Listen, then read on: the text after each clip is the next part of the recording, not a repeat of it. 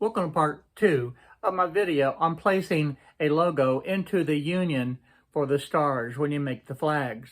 In the first video, I took the logo and I put it into the union and I removed all the stars around the logo so that none of the stars actually touched it. Well, there's a lot of people that actually like the stars coming all the way up to the logo and touching the logo. In essence, the logo is sitting on top of the stars. So today I'm going to show you using a technique that's actually adding layers into Easel so that you can do that and the stars will be right up to the edge of the logo. Let's get started.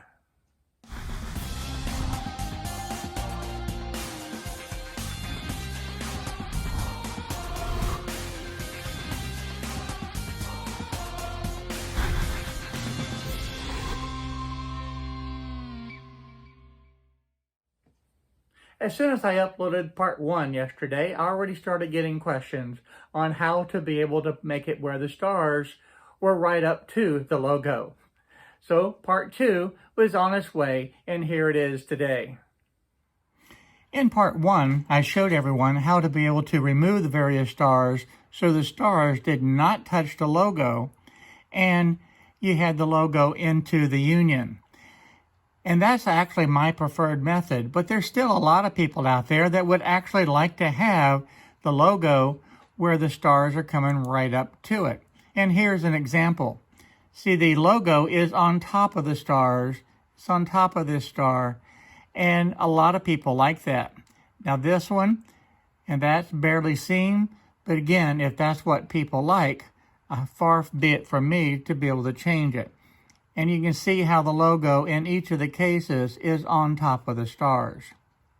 So I want to be able to show you a real easy way to be able to do that. Because if you just have the logo on top of it and don't use that technique, you'll end up with this, where the star is showing through, and this is not going to carve well. And the same thing over here. That's not going to carve well. So I went ahead and opened another workpiece. I'm going to start off by copying all of these stars. We're going to hit Control C, and then we're going to go over to our brand new workpiece and hit Control V. So now we have the stars there. And I'm going to leave my 1/16 of an inch bit in place for now. We'll change that later on. Then I want to be able to take my logo. So I'm going to go back. Now that we've got the logo here, I want to be able to show you the different methods. So if you don't use a shortcut of the Control C and the Control V method, you can come up to the Edit menu and select Edit and come down and select Copy. And then we're going to go over to our brand new workpiece and do the same thing. We're going to hit Edit and we're going to select Paste. Now that puts that right on top of all the stars. The problem is right now, you can still see every single star all the way through, and that's really not what you're looking for. So this is where we're going to start with yet another layer, because in essence, the union itself with the stars is one layer, and this logo is actually a second layer on top of it. And if you don't believe that, I can select the Edit menu, I can move this to the back, and you can see all the stars on top of that logo. And that's certainly not what you want to be able to have. So let's go ahead and bring that logo back to the front. And now it's where the stars are behind it. But while we have the logo all highlighted, I'm going to go over here to the apps, and I'm going to select the Offsetter app. Now what I want to be able to create is virtually another layer, and I'm going to do that by copying this original logo, but I don't want to have this come out 1/4 of an inch. I'm going to actually come out about, let's just try 0.01 of an inch. So with that done, and I don't even need to keep the original, I'm going to delete that, and let's go ahead and import that in. So there is my imported image, and I'm going to zoom out here a little bit, And I want to slide this over and get it out of the way for a moment. Because this is the part that we're going to work with. What I want to be able to do now is come up to the very edge, and I want to be able to highlight. And you can see I have the edge here. That's what I actually want. So I'm going to pull this out of the way. Let's zoom out a little bit now that you saw what I did. Okay, and then this portion right here, I do not need any longer. So I can just delete that. We'll cut it. I didn't catch everything. I'm going to have to come over and catch this also. We'll cut that. And now this is the part that I want. So let's bring that back down. The first thing that I want to do is be able to change this to a fill. This says cut on the shape path. Don't want to do that. I want to be able to cut this as a pocket. So now that I have the pocket, I want to have this set for a 0 cut depth. Just like that. Now, I'm going to take this logo just for the sake of being able to do this easy for you. I'm going to slide this out of the way. And now I'm going to take this new one. So now we have really 3 different layers. The union itself with the stars is 1 layer. This is going to be my 2nd layer. And then the logo itself will be the 3rd layer. So with this one with a 0 cut depth, I'm going to go ahead and place that now into the center of the material. And you can see it's all on top of the stars. None of the stars can be seen underneath this layer.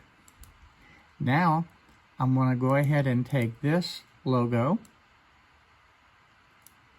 and that captured everything, and I'm going to place that on to the center of the material.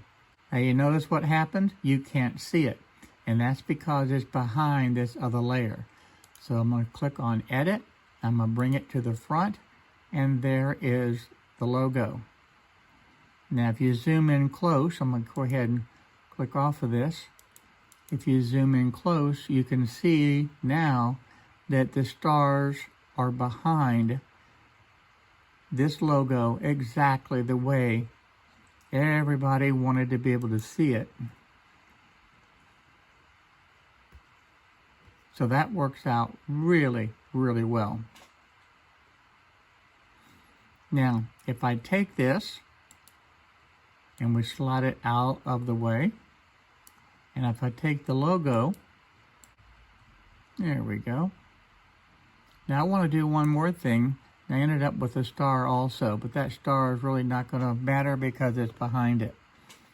Now we do have one star that came with us, so I'm going to slide that out of the way, and I'm just going to delete that star. And now I want to do one thing more that I don't think people have really thought about. I want to take and go up here to the shape menu, and I want to be able to put this on, let's say here, let's put this on -5, and we'll just leave that at the 0. Okay, so that's -5 and 0. So now I want to take this logo and I want to place it exactly the same place. We have our center point here. So I'm going to put this at -5 and 0. Now, this way you can see that second layer behind everything. Now, what I want to be able to do is capture every bit of this. And then let's make this whole entire logo smaller. We've moved both layers now smaller. And now I want to take this and let's center, whoops. Now I want to take this and center it onto my material. And you can see that gives you a smaller logo with the exact same effect. And I'm going to go ahead and click off of this. And now let's zoom in. So this gives you the opportunity, if you don't like the size of the logo, you can go back and change the size of the logo, and you're actually going to be able to expose more or less of the stars and create a different size logo. And see, there is nothing in here now that shows. And if for some reason you don't like a particular star, if you don't like that star, you can still come in and remove an individual star if you didn't like the placement there. So if I can do that, I can go ahead and right click and delete it, and I actually like that better. And then you tell me, would you want to keep that star with that only little bitty tiny point? I don't think so. So I still would cut that out. Same one over here. Nope, don't want the whole thing. I want just that little tip. Let me zoom in even closer and let's see if we can get that star right there.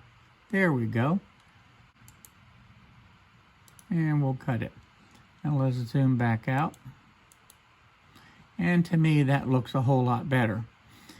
So you decide now if these two stars need to go, but in keeping with what everyone was asking for after part 1 was released, this shows the logo on top of the stars, and it shows you how to make sure that you're not cutting into those stars. The last thing that I want to do is come over and change my bit back to a 60-degree V-bit. And let's go ahead and take a look and see what it's going to look like.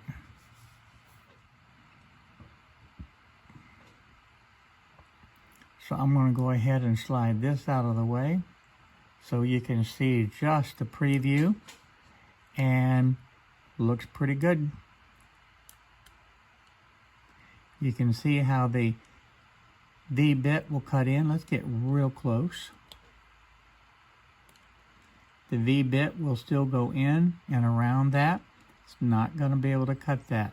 And that's what you want to be able to see. Same thing over here. It's going to leave that rope, but it'll still come in and cut that V on that star. Same thing here. So that looks really, really good. I hope that this answered the rest of the questions that people had on how to be able to add the logo into the Union, and in this case, leave the stars. Here's another feature that many of you may not know that's fairly new, but I can take a particular workpiece now and click on it, and I can drag it over to another place.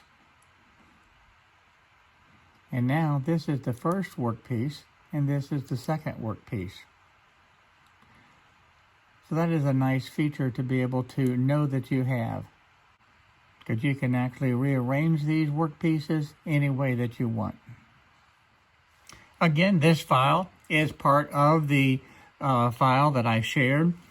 The only thing I did is just add the additional work pieces, and this is a free download that you can obtain from the Inventables project page. Now I'll put a link to this video over on part 1. And likewise, in the part 1 video, I'm going to go ahead and put a link to that video into this one. That way you'll be able to reference both of them, because I know over time that they will be harder to find. And I don't want you to be able to miss out on being able to see these 2 steps. So if you liked the video today, I certainly encourage you to go ahead and hit that little subscribe button down below and the little bell notification next to it so you won't miss out on any of the videos that I'm doing. I want to take this opportunity to thank everyone for watching the videos today, and I certainly want to thank the Patreons for supporting this channel. It really does make a difference. So until next time, I look forward to seeing each and every one of you in whatever project that I'm working on.